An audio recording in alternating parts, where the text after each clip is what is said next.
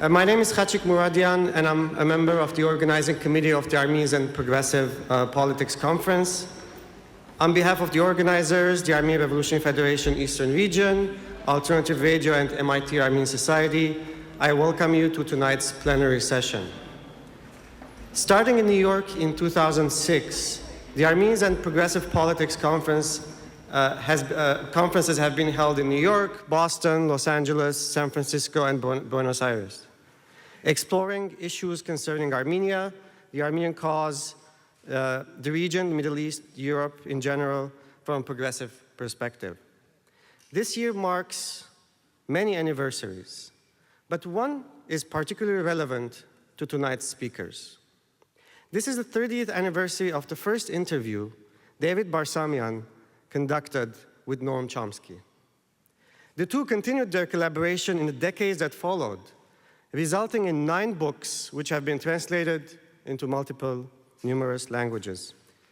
David Barsamian jokes that if there were a Guinness Book World Record for the number of interviews with Noam Chomsky, he would be the winner. Professor Chomsky is one of the world's most renowned public intellectuals. He does not need an introduction, but I will provide one anyway. He's an activist, writer, linguist, and philosopher. He has published over 100 books.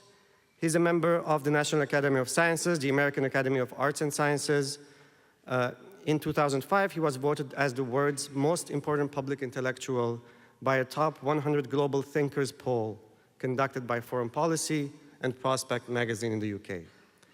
David Barsamian is a journalist who has made significant contributions to America's independent media landscape with his weekly radio show, Alternative Radio, soon to celebrate its 30th anniversary, and by his books with Noam Chomsky, Iqbal Ahmad, Howard Zinn, Tariq Ali, Richard Wolff, Arundhati Roy, and Edward Said.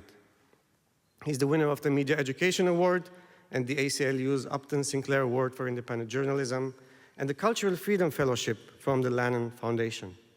The Institute for Alternative Journalism named him one of its top 10 media heroes. Tonight's program is limited to a discussion between David Barsamian and Noam Chomsky, after which David will sign copies of his book, Power Systems, which he co-authored with Noam Chomsky. The conference continues tomorrow with 4 panel discussions. You can find the program for tomorrow's panel discussions outside at the check-in tables. So please join me in welcoming Professor Noam Chomsky and David Barsamian.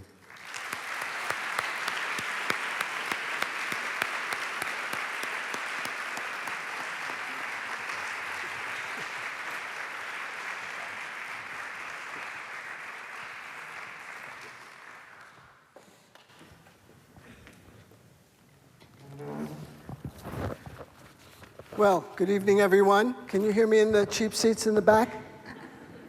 Thank you for coming, and thanks to the organizers for putting this event together. Just as a prologue, I guess one of the reasons I started Alternative Radio was because of Noam Chomsky, so he has a lot to answer for.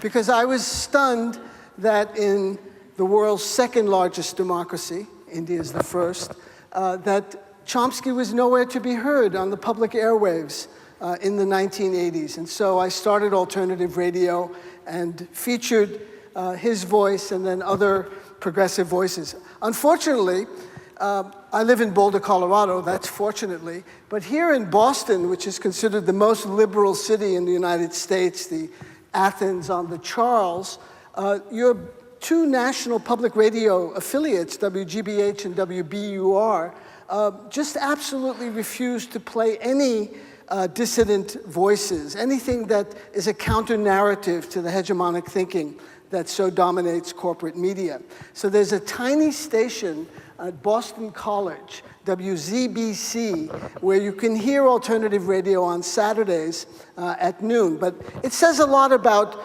public broadcasting in this country and what's happened to it and general societal trends. So let me start, sorry for that brief intro, but with Noam, to talk obviously about the Middle East. The region is engulfed in flames from Libya to Iraq. One new formation, jihadi formation after another seems to spring out from nowhere. And the current focus, of course, is on ISIS. What can you tell us about ISIS, and what are its origins? Well, actually, there's an interesting article that just appeared a couple of days ago by a highly qualified analyst, Graham Fuller, CIA background, one of the leading intelligence and mainstream analysts of the Middle East. And the title is "The United States Created ISIS." This is one of the conspiracy theories, the thousands of them that go around the Middle East, but this is another source. This is right at the heart of the U.S. establishment. Now, he hastens to point out that he doesn't mean the United States decided to put ISIS into existence and then funded it. His point is, and I think it's accurate, that the United States created the background out of which ISIS grew and developed. Part of it was just the standard sledgehammer approach, smash up what you don't like. In 2003, the United States and Britain invaded Iraq, major crime. Just this afternoon, the British Parliament granted the government the authority to bomb Iraq again. The invasion was devastating to Iraq. Iraq had already been virtually destroyed, first of all, by the long, decade-long war with Iran, in which, incidentally, Iraq was backed by the United States, and then the decade of sanctions, which were they were described as genocidal by the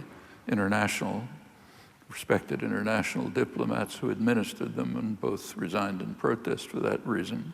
They devastated the civilian society. They strengthened the dictator, compelled the population to rely on him for survival. It's probably the reason he wasn't sent on the path of a whole stream of other dictators who were overthrown. Finally, the U.S. just decided to attack the country. 2003, the attack, it's compared by many Iraqis to the Mongol invasions of 1,000 years earlier. Very destructive, hundreds of thousands of people killed, millions of refugees, millions of other displaced persons, the destruction of the archaeological richness and wealth of the country back to Sumeria. And one of the effects of the invasion was immediately to institute sectarian divisions.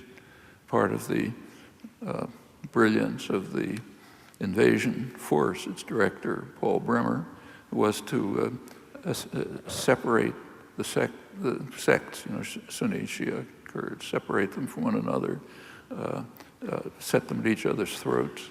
Within a couple of years, there was a major sectarian conflict incited by the invasion, very brutal.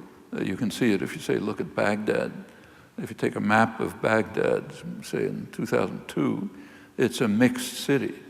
Sunni and Shia are living in the same neighborhoods. They're intermarried. In fact, sometimes they say they didn't even know who was Sunni, who was Shia. It's like knowing whether your friends are in one Protestant group or another Protestant group. There are differences, but it was not hostile. In fact, for a couple of years, both sides were saying there'll never be Sunni-Shia conflicts. We're too intermingled in the nature of our lives, where we live, and so on. And by 2006, it was a raging war. Out of that conflict then was spread to the whole region. By now, the whole region is being torn apart by Sunni-Shia conflicts. And out of such conflicts, the natural dynamics of them, of a conflict like that, is that the most extreme elements begin to take over. And they had roots. Their roots are in the major U.S. ally, Saudi Arabia. That's been the major U.S. ally in the region as long as the U.S. has been seriously involved there. In fact, since the foundation of the Saudi state, it's kind of a family dictatorship, as you know. And the reason has a huge amount of oil. Britain, before the United States, had typically preferred radical Islamism to secular nationalism. And when the U.S. took over, it essentially took the same stand. The radical Islam, which is centered in Saudi Arabia, it's the most extremist radical Islamic state in the world, makes Iran look like a tolerant modern country by comparison. But, and of course the secular parts of the Middle East, of the Arab Middle East even more so. But it was and it's not only directed by an extremist version of Islam, the Wahhabi, Salafi version, but it's also a missionary state. So it uses its huge resources, oil resources, to promulgate these doctrines throughout the region, establishes schools, mosques, clerics, and so on, all over the place, from Pakistan to Africa, North Africa. And an extremist version of Saudi extremism is the doctrine that was picked up by ISIS. So it grew out of, ideologically, the most extremist form of Islam, the Saudi Wahhabi version, and the conflicts that were engendered by the U.S. sledgehammer that smashed up Iraq and has now spread everywhere. And that's what Fuller means by, and Saudi Arabia not only provides the ideological core that led to the ISIS radical extremism, but it also funds them, not the Saudi government, but wealthy Saudis, wealthy Kuwaitis, and others provide the funding and the ideological support for these jihadi groups that are springing up all over the place. There are other, this attack on the region by the United States and Britain is the source of where this thing originates. That's what Fuller meant by saying the United States created ISIS. And you can be pretty confident that as conflicts develop, they'll become the more extremist, the more brutal, the harshest groups will take over. That's what happens when violence becomes the means of interaction. It's almost automatic. It's true in neighborhoods, it's true in international affairs, and the dynamics are perfectly evident. And that's what's happening. That's where ISIS comes from. If they manage to destroy ISIS, they'll have something more extreme on their hands. You wrote a book with Edward Herman years ago called Manufacturing Consent, and there was an interesting concept in there called worthy and unworthy victims. And you write, a propaganda system will consistently portray people abused in enemy states as worthy victims, whereas those treated with equal or greater severity by its own government or clients will be unworthy. And then you go on to give the example of the Kurds in Iraq and the Kurds in Turkey. Could you flesh that out? Well, the Kurds in Iraq were victims of U.S. violence and power in the 1970s. But by the late 1990s, the United States had decided to protect the Kurds from Saddam. That's quite a change, because Saddam had been the major U.S. ally. It was, the U.S. essentially sold out the Iraqi Kurds to Saddam in the mid-70s. When Henry Kissinger was asked why he did that, he made his famous statement that foreign policy should not be confused with missionary work. We're involved in foreign policy, we're not missionaries, so we want to sell them out to our friend Saddam, that's okay. Through the 1980s, the United States supported Saddam in the war against Iran.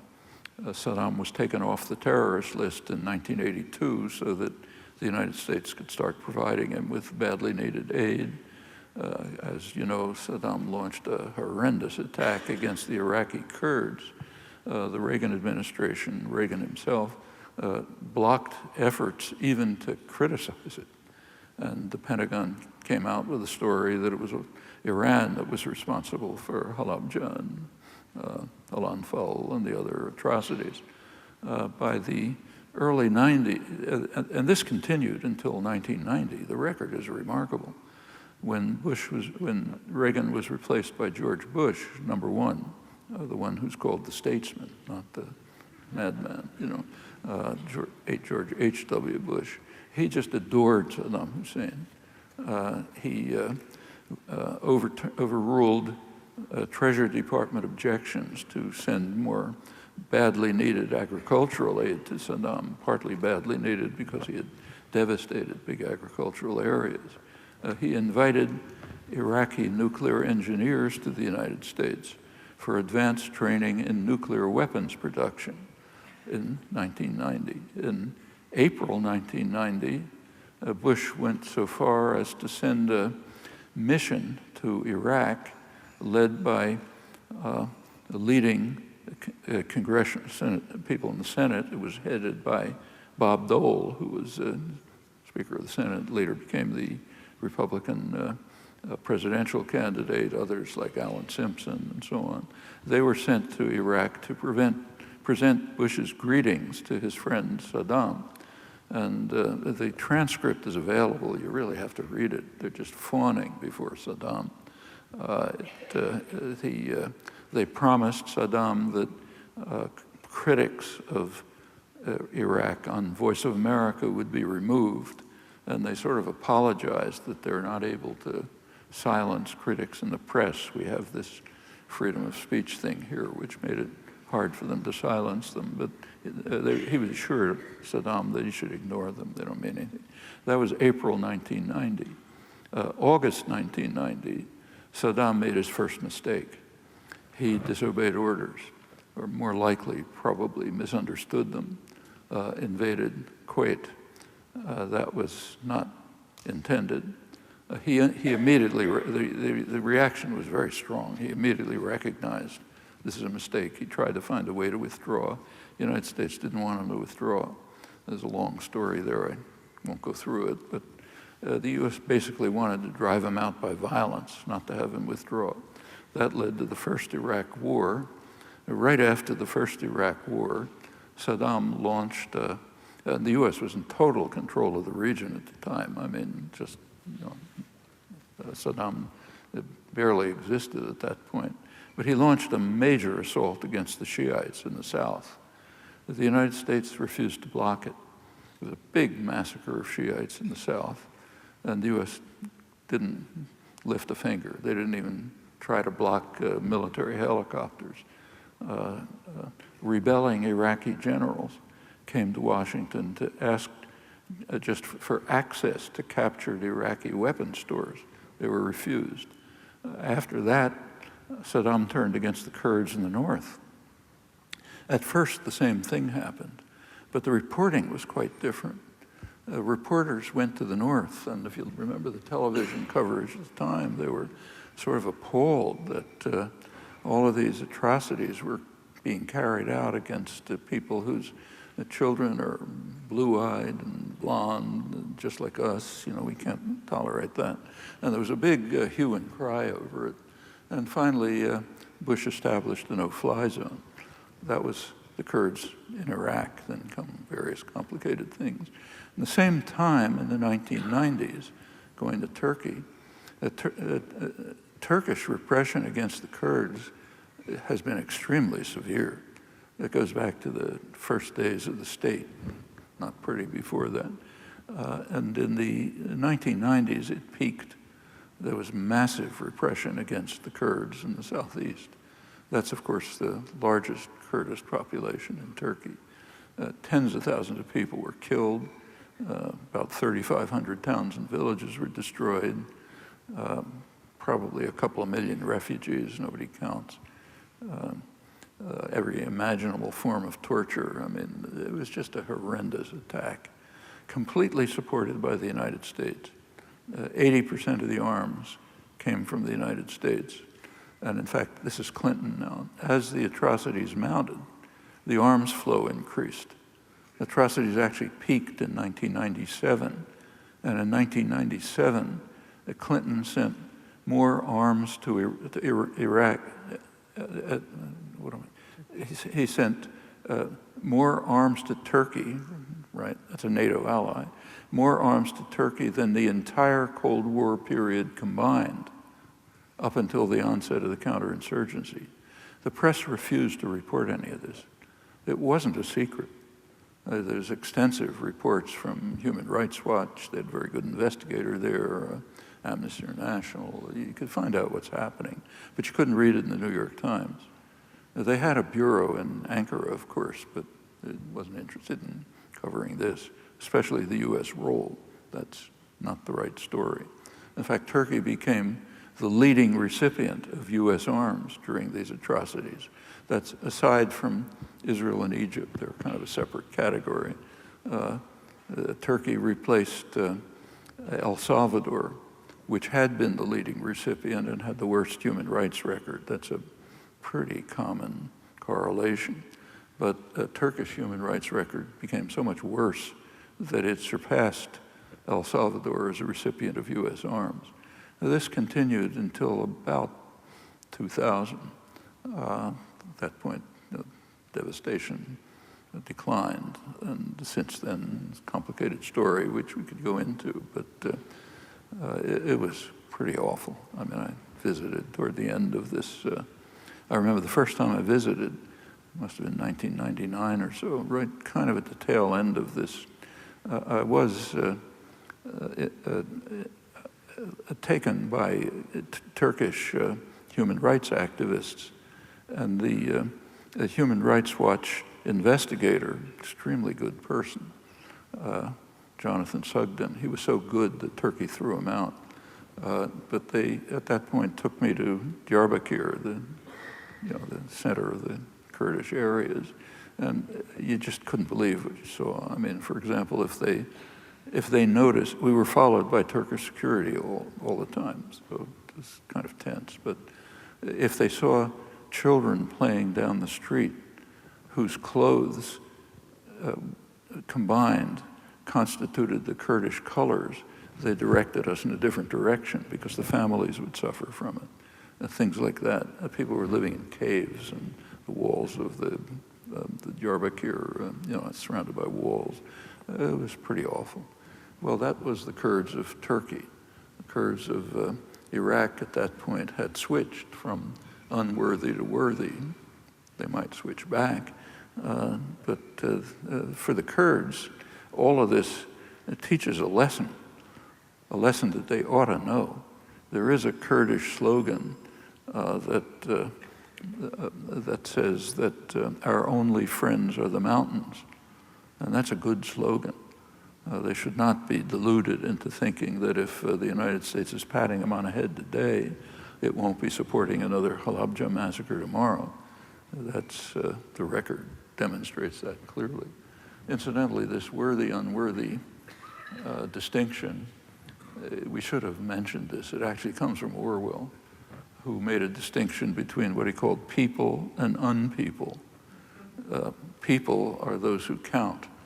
Unpeople are those who are, they're not human. You can do anything to them you like. Actually, that came up to me vividly a couple of hours ago. I happened to be in a video conference in London, and the moderator of the group there, one of the questions he asked, he brought up the horror in the West over the beheadings that are taking place, the beheadings of journalists. There was another one in Algeria a day or two ago, and he said, this is just so hideous that it's really creating such extraordinary outrage in the West that we just have to do something about it. And he said, this was a pretty liberal group. He said, we recognize that U.S., British, Israeli atrocities are pretty awful. But even during the Israeli attack on Gaza, I mean, you didn't see things like beheadings, didn't you? In fact, during the Israeli attack on Gaza, if you look at the sectors of Gaza that were subject to really vicious, murderous attack, like Shufaya, after the attack kind of relented, people went in and were picking up pieces of bodies to try to identify who was murdered. All of that was reported, but he was correct. That didn't horrify the West. When we carry out atrocities like smashing people up so that their body parts are scattered around and you can't even identify who they were, that's not a crime. It can be a mistake. You're sometimes allowed to say it's a mistake. It's just like the drone assassination campaign, which undoubtedly does worse things than beheading to its victims. It's a mistake. Maybe it's a mistake, but it's not a crime. On the other hand, if ISIS, or whatever offshoot it is in Algeria, beheads people, that offends us to the heavens. And it is horrendous, undoubtedly, though it's a tiny fraction of what we and our clients do. But that's the people-unpeople distinction, the worthy-unworthy distinction. I mean, it doesn't matter if you take a rock, let's say, and you break it up so that pieces scatter. That doesn't horrify us. And it's the same when high-tech weaponry that we sell, that we provide, wielded by an advanced rich industrial society, does things that make beheading look kind of polite. That we don't notice. The weapons of the weak, on the other hand, by unpeople, that horrifies us. The Kurdish area now also has incorporated Kirkuk, a very valuable center of oil, thus giving the possibility of economic viability for an independent Kurdish state. What do you think of those possibilities? Several Israeli and Turkish commentators have used the word inevitable in this. Sorry, you can't hear me? No, it's not clear enough, and I just wondered if you would get the microphone. It's not clear? I'll try and speak clearly. Did they hear me? No, it's apparently me. He's not important. Doesn't matter what he says. Did you hear that? Whatever I have to say is not important. Just focus on him. So to talk about the possibility of an independent Kurdish state now that it has the oil wealth of Kirkuk, and Israeli and Turkish commentators have used the word inevitable, that it's going to happen. Well, it depends on what the master of the world decides. Kirkuk had been a mostly Kurdish city. It's actually split, Kurdish, Arab, Turkmen, and others. But it had been largely, probably majority Kurdish.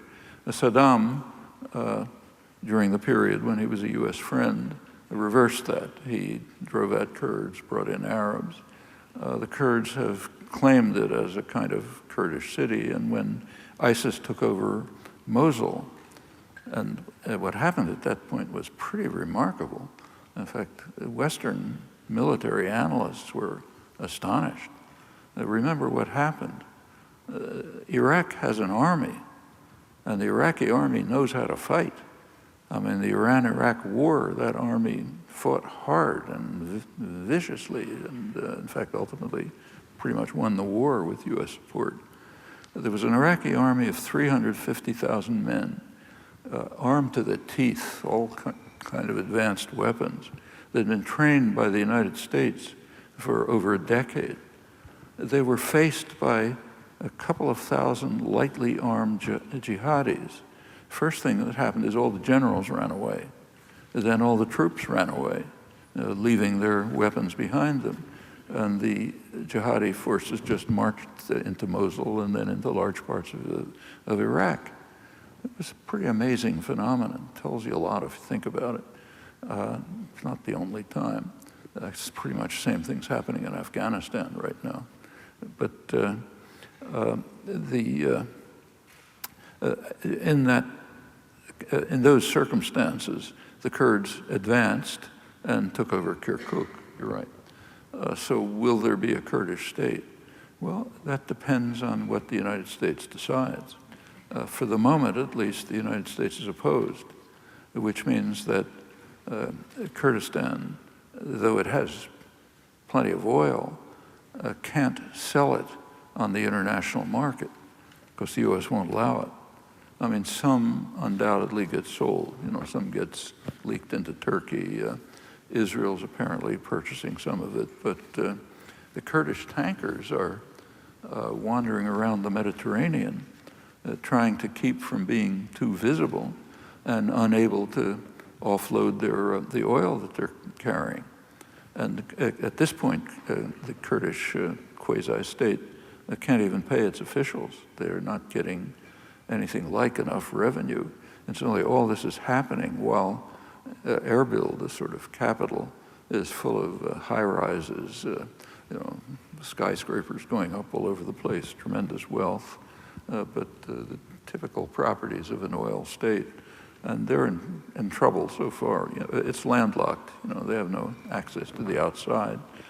Iraq refuses to provide them with any resources to allow them to sell their oil through Iraq. It has to pretty much go through Turkey, and that's going to require U.S. support when it goes to the end of the pipeline and gets into the Mediterranean. And so far, that hasn't been forthcoming. So I don't think it's at all inevitable. I mean, there's more to it than that. The Iraqi Kurdistan, you take a look at a map, is right adjacent. The whole Kurdish region is kind of sort of a unit. The biggest part is southeast Turkey. Turks are worried about that, of course. Another part of it is in Syria. That's the Kurdish part of Syria. Assad had more or less been leaving that alone.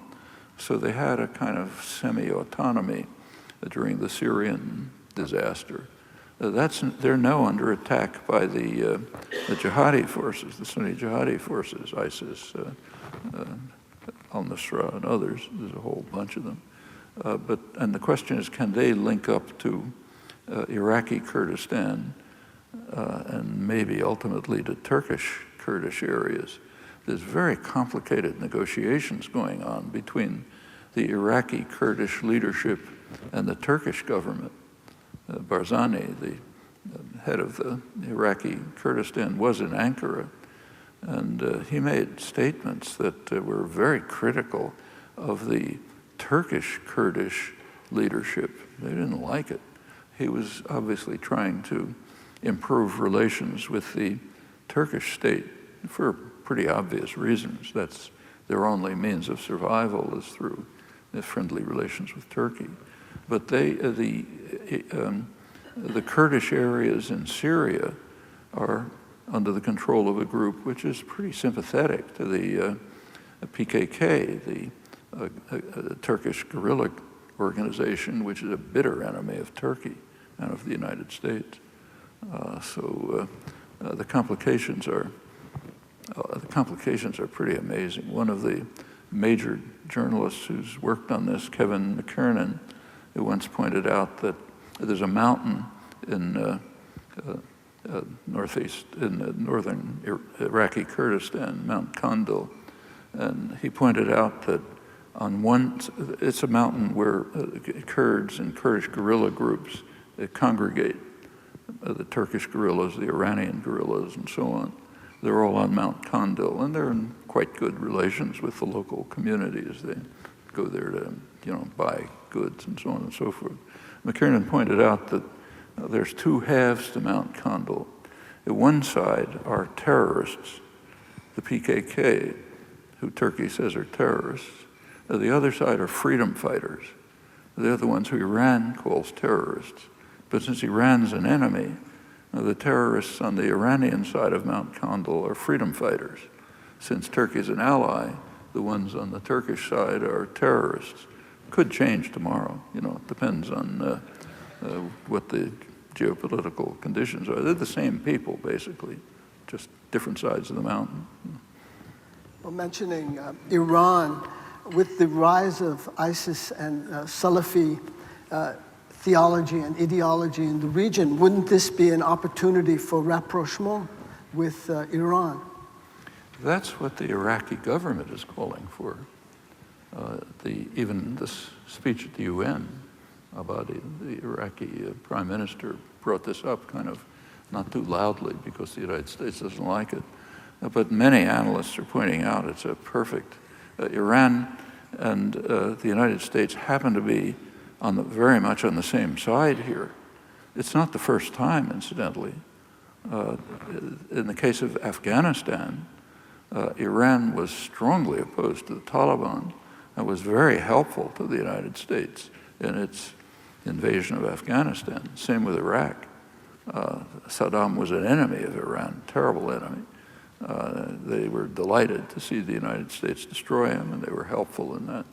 But in fact, in 2003, when Iran had, the Khatami, the kind of moderate leader, made an offer to the Bush administration to put all of the conflicted questions on the table, Israel, nuclear weapons, everything, let's just discuss them all.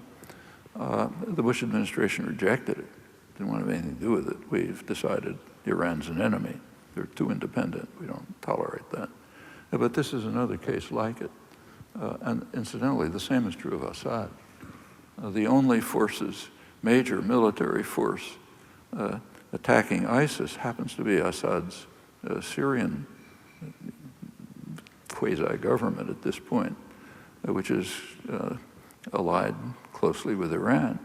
Iran is apparently sending arms, advisors, and probably troops to Iraq to support the Iraqi government against the ISIS assault. Both sides have announced that, and it's almost certainly true. But the United States has insisted that what Obama calls his international coalition must exclude Iran and must exclude Assad. So the coalition consists of, its main component is Saudi Arabia, which is the main funder of ISIS and the ideological center for ISIS. And those who oppose ISIS are excluded from the coalition. Patrick Coburn, who's done by far the best reporting on this and followed it very closely, he just describes the Obama's policy as straight out of Alice in Wonderland. I mean, it just makes absolutely no sense. The international coalition consists of Saudi Arabia, Bahrain, major military force. Qatar was practically a war with Saudi Arabia. They're supporting different groups of rebels. The United Arab Emirates, they made a big fuss today. You saw an article in the New York Times that they did allegedly carry out a bombing raid led by a woman pilot. That was exciting. That shows how advanced these countries are becoming. They actually have women jet bombers. But so that's the coalition of the willing, the international coalition that Obama has established. Turkey apparently doesn't want to have anything to do with it. It's the major military force in the region. The others are at most tepid, and they include the funders and ideological centers that are at the core of the jihadi revival. So you describe it as you like, but it's a strange policy. Well, it seems that Washington is in a kind of a contradictory situation, because on one hand, it's bombing ISIS targets in Syria, but at the same time, it's saying it doesn't want to help the regime of Bashar al-Assad. And obviously, it's going to help the regime and stay in power. That's true, and it's even worse than that. The first day of the bombing, a couple days ago, one of the targets was al-Nusra, which is supported by Qatar, which is part of the alliance. And al-Nusra is not a nice group, but they have plenty of Syrian support. Nusra being an Al-Qaeda. It's just incoherent. Nusra being an Al-Qaeda offshoot. They say. Whatever that means these days. Al-Qaeda is kind of a pretty amorphous organization. Well, I think the role of Turkey here is, central to this crisis. Vijay Prashad, who teaches at Trinity College in Connecticut, he's an author, said that all evidence suggests that Turkey has allowed ISIS fighters, when they've been wounded, to return to Turkey to get treated in Turkish hospitals. So there's very good evidence that the border is porous. Yeah. Oh, it's very porous. In fact, fighters are crossing. That's the big border between Syria and for Syria, and the fighters are just pouring up and down across it. They're getting military support, medical aid. And of course, Turkey was under great pressure by Obama to join the Great Coalition. And at first they said they couldn't do it because a couple of dozen Turkish diplomats were in ISIS hands. Well, a couple days ago they were released, so that pretext disappeared. Now they have some other reason why they can't do it. But they're plainly not joining. They probably are allowing the United States to use the huge military bases in eastern Turkey, the NATO military bases, but they have an enormous military force. If they entered, they could wipe it out in no time, just as Iran could, but they're not interested, and Iran's not permitted. Turkey is a NATO ally, long recipient of U.S. Military aid. It would seem that Washington would have the kind of leverage to exact what it wants in terms of sealing the border. That's quite an interesting fact. You'd think so, especially after what happened in the 1990s, which I described, where the United States Clinton was pouring arms into Turkey. As I said, it became the leading arms recipient in the world to support Turkey's vicious counterinsurgency operation against the Kurds. But the Turks are interesting. They don't just follow orders. Something extremely interesting happened in 2003 when the U.S. invaded Iraq. You take a look at the map, it's obvious that they wanted to invade from Turkey, right? Not only does Turkey have a huge military, it has all the big military bases in eastern Turkey, and it's right there on the border. It would have been a perfect place for the U.S. forces to attack Iraq. Well, the Turkish population was strongly opposed to that. The polls in Turkey showed a 95% refusal to take part in the U.S. attack, and not because they loved Iraq. They just didn't want. They didn't want to be part of this U.S. aggression. To everyone's amazement, the Turkish military permitted the government to block. They have tremendous, had less now, but at that time had tremendous power. They permitted the Turkish government to follow the will of 95% of the population. If you look back, that caused complete furor in the United States. How dare they refuse U.S. orders and pay attention to 95% of the population? They were denounced in the press. The press for the first time started reporting Turkish human rights violations. While they were going on in the 90s, they'd barely report them, but all of a sudden they dug them out. Now we have to talk about how awful the Turks are. The most striking case was when Paul Wolfowitz, who in the media is called the idealist in chief of the Bush administration, just a deeply moral person, so idealistic that he kind of goes overboard. He bitterly condemned. He was Defense Department. What was he in the Defense Department? Something high up in the Defense Department. He bitterly condemned the Turkish military because they didn't force the government to accept the U.S. demands. And he insisted that the military apologize to the United States and make sure make it clear they'll never carry out another crime like this. You have to recall that this was exactly at the time when the government and the media and the intellectual community were orating about the U.S. dedication to democracy promotion.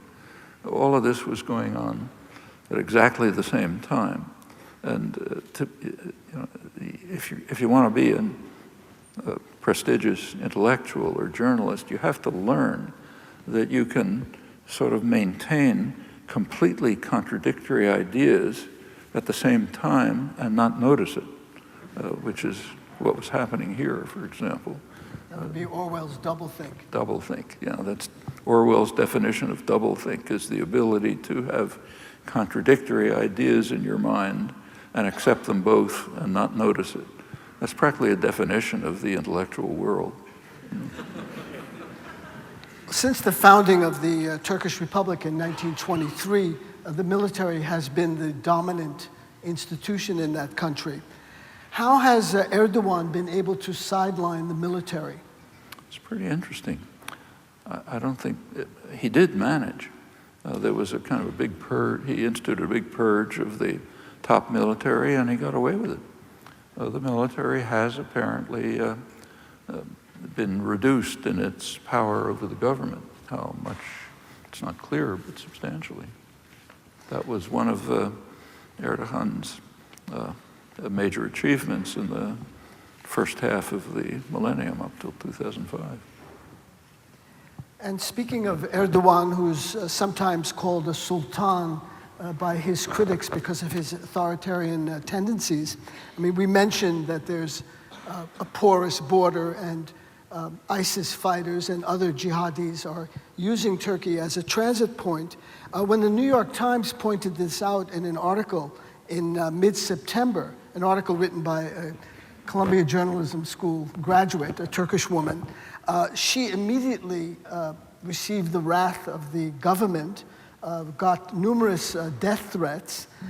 Another journalist, someone that I actually went to Syria with, and Hachik Muradian was there as well, Amberin Zaman, she writes for The Economist. Oh, yeah. She was called by Erdogan, denounced as a shameless militant disguised under the name of a journalist, and then he told her to know her place.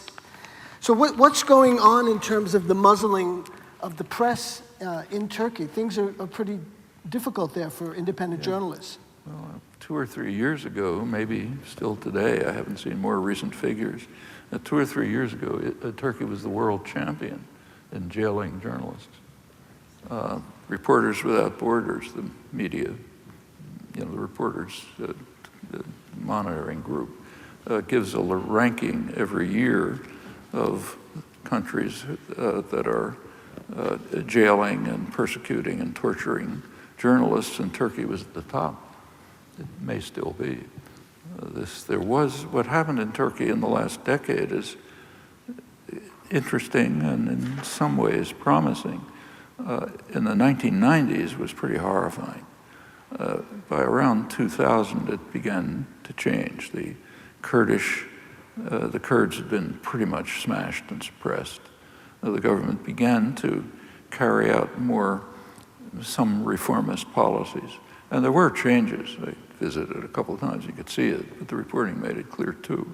There was a kind of a softening of the state system. It was moving towards more freedom and openness. And that continued until about 2005. And then there was a reversal, and the Erdogan government started to become more harsh and repressive. It's not back to what it was in the 90s by any means, but it's been a decline since the early years of the decade. That raises the question, why did that happen? And it's a good research topic for people who are interested in Turkey. There was one change, significant change, that correlated with that point of inflection.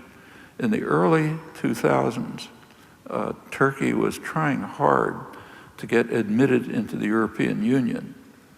And at first the European Union said they wouldn't admit them because of their human rights record. And every time Turkey improved its human rights record, the European Union raised the bar. That didn't count. You have to get to this next level. Finally, my guess is Erdogan understood the European Union is never going to allow Turkey in. They're just too racist. They don't want Turks walking around the streets. They won't say it, but they're never going to allow Turks in. So we're going to stop playing the game of improving the human rights record. That's a speculation. but it at least correlates with what's going on, and it might be worth looking into it. I suspect that's what happened. My own feeling always was, even in those early years, Europe will never allow Turkey in. Europe is extremely racist, more than the United States. And the idea of having Turks walk around in the streets, that won't do. You may recall a couple of years ago, one of the leading German financial figures in the government, columnist, I've forgotten his name, wrote a book which quickly became a bestseller about how the Turks in Germany, who were brought in as guest workers, do the dirty work in the country, how they just refuse to assimilate. They want their own customs. They live. They want to talk Turkish. They just don't become good Germans. And Merkel, the chancellor, made a very interesting speech in which she gave a kind of a gloss. She kind of criticized this, said you can't be too racist, but she made a speech in which she virtually said the same thing. She said, they're not assimilating and becoming normal Germans. She came almost to the point of saying they refuse to have blue eyes and blonde hair. But that was kind of the subtext, of the message. And the racism, this goes all through Europe, is shocking. So my kind of suspicion was that they'd never allow Turkey in any way. And it's possible that a recognition of that was a factor, maybe an important factor in leading to this switch. But there definitely has been a regression since. Turkey and Israel had very close relations. It was kind of an unspoken alliance that was jeopardized with the murder of 10 Turkish citizens on the Mavi Marmara, a relief boat that was taking medicine and food to Gaza. What's the current state of the Turkish-Israeli political relationship? It's pretty hard to say. There's a lot of information about it. You're right that this was a major relationship. This goes back to 1958, when it was clandestine at the time because Turkey wants to keep good relations with the Arab states, so they didn't do it openly.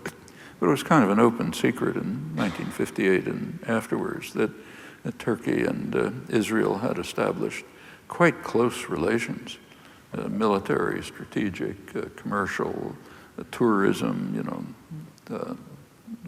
all dimensions. And that definitely was threatened by the Mavi Marmara event. But even before that, there was the incident at Davos where Yes. Erdogan walked out on Shimon Peres. Yeah, Erdogan made a strong statement. Davos is this, owners of the world conference that takes place once a year. And Erdogan, In Switzerland. Switzerland, yeah, some big ski resort. And Erdogan made a strong condemnation of Israeli atrocities in Gaza right at the time that Shimon Peres, Israeli president, was speaking. That was a major incident. Yeah. Minorities are being... And more happened than that. Israel reacted. The Israeli, Ayalon, the deputy foreign minister, called the Turkish ambassador in to criticize him for this. And he set up what became a famous TV presentation in which Ayalon, the Israeli guy, was sitting up on a high seat, and the Turkish ambassador was sitting on a little stool, and the television the television images were contrived to make it look as if there's this little mouse over there and we're telling him what he has to do. The Turks were pretty offended. Minorities in the Middle East, the Yazdi in Iraq, Armenians in northern Syria, and other groups are, they're getting hammered.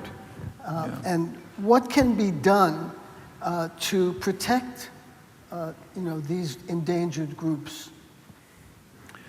Well, what ought to be done in a world where laws and moral principles and so on meant anything is what wasn't done yesterday when Obama spoke at the Security Council. There is a framework of international law, which in principle everyone accepts. It's based in the UN Charter. In the United States, it's the supreme law of the land because of the way the Constitution, Article 6, identifies international treaties. And the UN Charter gives an answer to your question. And it's striking that Obama's speech, not that it's a surprise, but his speech at the UN crucially ignored all of the central elements of the answer. Article 39 of the UN Charter says that the Security Council has to determine if there's a threat to peace. Okay, like for example, the massacre of the Yazidis. That's the job of the Security Council. And furthermore, the Security Council alone, nothing else in the world, just the UN Security Council, can authorize the use of force in the case of what they determine to be a threat of peace. That's the basic structure of the Charter. Apart from that, there's an absolute ban against the threat or use of force, except in immediate self-defense against armed attack, which is irrelevant here. Okay? So there's an answer. And it was completely avoided by Obama yesterday. When we get the records of the British Parliament the debates today, you can be sure that you'll find it was completely evaded. The reason is the US and Britain and Israel and other clients are rogue states, states that disregard international law. It doesn't apply to them. They do what they want. They have a monopoly of force, or they want to have a monopoly of force, and they use it as they like. Well, that restricts the options for how this problem could be dealt with. What could happen in a law-abiding world is that Obama could have asked the Security Council yesterday for a resolution declaring that there's a serious human rights situation and threat to peace in the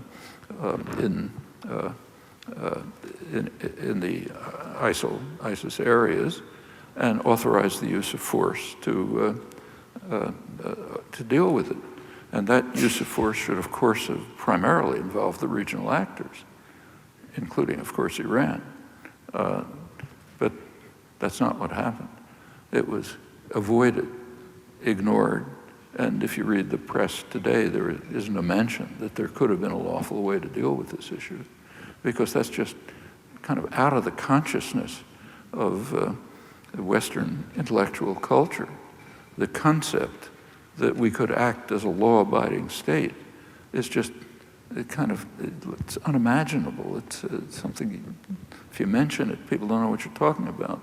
It's not an option, you know. So it didn't arise. And what is done is what the master decides.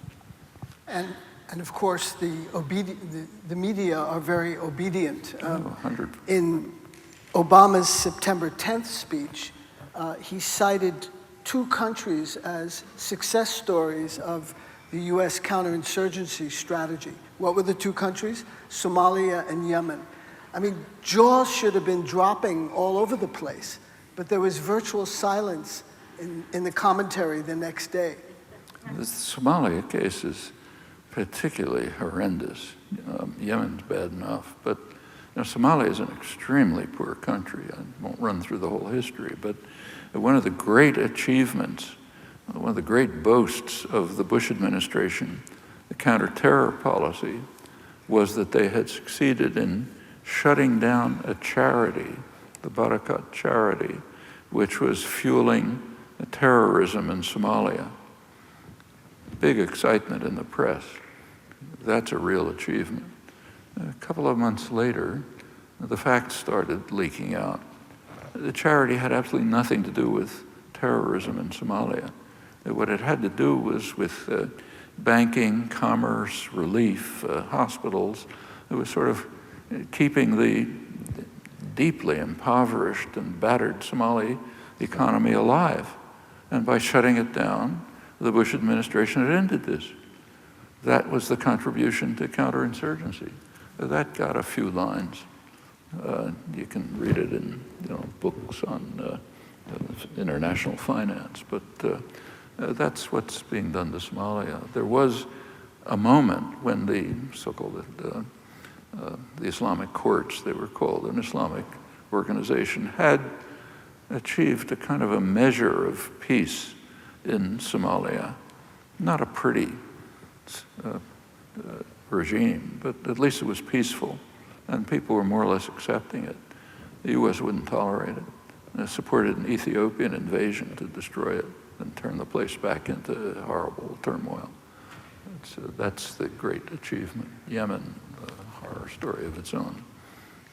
Talk a little bit about the referendum in Scotland on September 18th, which was defeated 45% to 55%. The people are staying with the United Kingdom. In terms of its implications for other areas of the world, I'm thinking of Kashmir in India, the Armenians in Nagorno-Karabakh, for example, and the Kurds in Iraq. Would this... The whole event.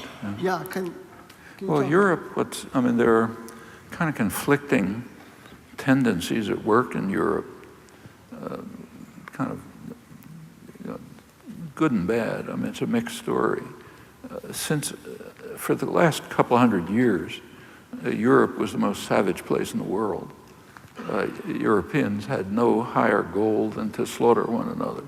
I mean, the wars that were going on in Europe were just mind-boggling.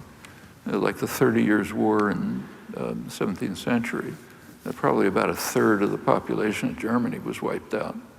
Then 20th century had these two monstrous wars. By 1945, the Europeans kind of comprehended that the next time they play their favorite game of slaughtering one another, it's all going to be over, because the level of technology, of the destructive technology, had reached a point that they couldn't play that game anymore. And Europe did move towards reconciliation. So France and Germany, which had been slaughtering each other for centuries, did move towards peaceful reconciliation. And the European Union started to integrate. There's an agreement, Schengen Agreement, which allows people to move freely across borders. When you travel to Europe, if you have, you'll notice that for members of the European Union, you go in one place, foreigners, non-European Union, go in another, and there's free interchange in the European countries. That's a generally positive development, I think, eroding national borders and leading to greater interactions among people who ought to be, cooperating, not fighting each other. But there are other things happening at the same time. The democratic participation has severely declined. The decisions over the European economy are made in Brussels by bureaucrats, mainly under the influence of the Bundesbank, the German bank, the big economic center. And the opinions of people in Europe are mostly totally disregarded. I mean, there have been times when this has become almost surreal. About 2 years ago, the Prime Minister of Greece, Papandreou, made a mild suggestion. He suggested that the people of Greece should be allowed to have a referendum to decide whether they would accept the harsh austerity measures decreed by the bankers in Brussels. The West was just outraged. The press, intellectuals, and others were denouncing Papandreou for daring to ask the population whether they should follow the orders of, the bureaucrats and the bankers. Of course they have to. I mean, it was so extreme that the Wall Street Journal, which is hardly a bastion of liberalism, ran an article in which they pointed out accurately that no matter who is elected in Europe, right-wing, left-wing, whatever they are, they follow exactly the same policies. Why? Because the policies are set in Brussels. The Europeans don't participate. It's led to a big reaction in Europe, complicated reaction. Some of it is frightening. There's a right-wing reaction, which is kind of, in some places, neo-Nazi, other places, just horribly right-wing, which is kind of a popular reaction against the loss of democratic participation. But there's another reaction, which at least in my view is more healthy, and that's a reaction towards regionalization in opposition to the centralization of the European Union. So in a number of parts of Europe, England is one, but Spain is the main one, but elsewhere too, there are, Europe's a complex of cultures, languages,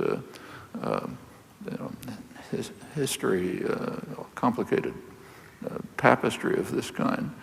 Parts of it are calling for autonomy. Scotland is one case. Catalonia is another. It's happening right now. Catalonia is calling for a referendum for autonomy. The Spanish government so far isn't going to permit it, they say. Happening in the Basque Country. It's happening in parts of France and elsewhere. And you're also, there's one of the things that's happening in Europe is a rapid destruction of languages. Languages are disappearing very rapidly throughout Europe. It was a rich array of languages, mutually incomprehensible languages all over Europe.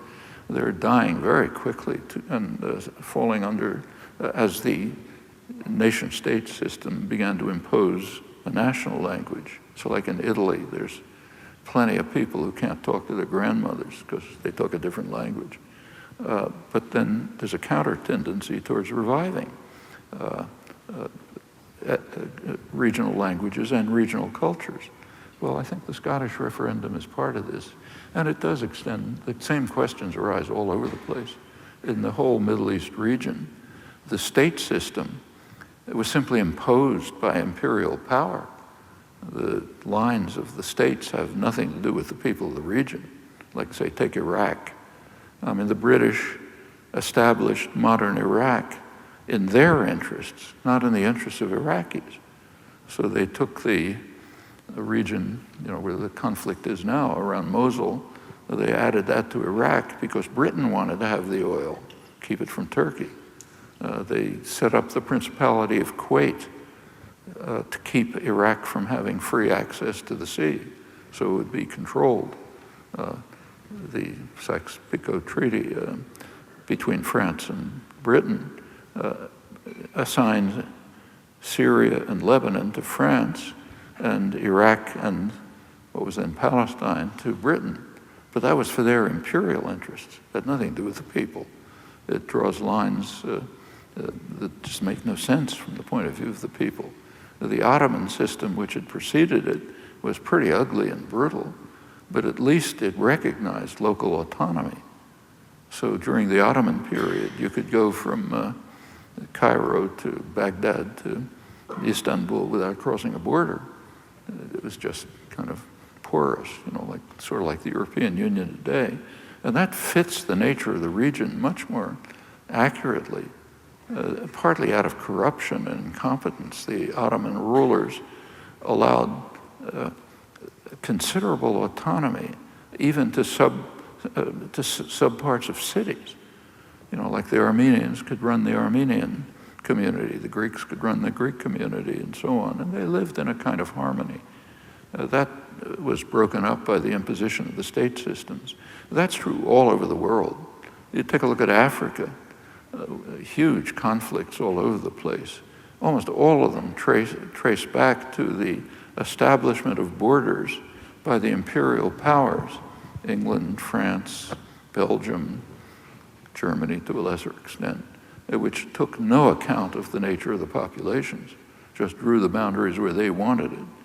Well, naturally that leads to conflict, and there's every reason to hope, I think, that those borders will tend to erode. I know we're running out of time, but there are a couple of questions I want to close with, actually from our latest book, Power Systems. I ask you, well, you've got grandchildren. What kind of world do you see them inheriting? the world that we're creating for our grandchildren is pretty grim. The major concern ought to be the one that was brought up in New York at the march last Sunday. A couple 100,000 people marched in New York calling for some serious action on global warming. And this is no joke. This is the first time in the history of the human species where we have to make decisions which will determine whether there will be decent survival for our grandchildren. That's never happened before. Already, we have made decisions which are wiping out species around the world at a phenomenal level. The level of species destruction in the world today is about at the level of 65 million years ago, when an asteroid, huge asteroid, hit the Earth and had horrifying ecological effects. It ended the age of the dinosaurs. They were wiped out. It kind of left a little opening for small mammals who began to develop, ultimately us. Same thing's happening now, except that we're the asteroid. What we're doing to the environment is already creating conditions like those of 65 million years ago. And a human civilization is tottering at the edge of this. And the picture doesn't look pretty. So at the Sunday, the day of the march, which was a very positive development and an indication that you can do things. It's not a foregone conclusion that we're going to wipe everything out. The same day, one of the major international monitoring scientific agencies presented the data on greenhouse emissions for the latest year on record, 2013. They reached record levels. It went up over 2% beyond the preceding year, and for the United States went up even higher, almost 3%. The Journal of the American Medical Association came out with a study the same day looking at the number of super hot days that are predicted for New York over the next couple of decades. Super hot means over 90. They predicted it'll triple for New York and much worse effects farther south. This is all going along with predicted sea level rise, which is going to put a lot of Boston underwater, let alone, say, Bangladesh coastal plain, where hundreds of millions of people live, will be wiped out. All of this is imminent. And at this very moment, the logic of our institutions is driving it forward. So ExxonMobil, which is the biggest energy producer, has announced that, and you can't really criticize them for it. This is the nature of the state capitalist system. It's its logic. They've announced that they are going to direct all of their efforts to lifting fossil fuels because that's profitable. And in fact, that's exactly what they should be doing, given the institutional framework. They're supposed to make profits. And if that wipes out the the possibility of decent life for the grandchildren, it's not their problem.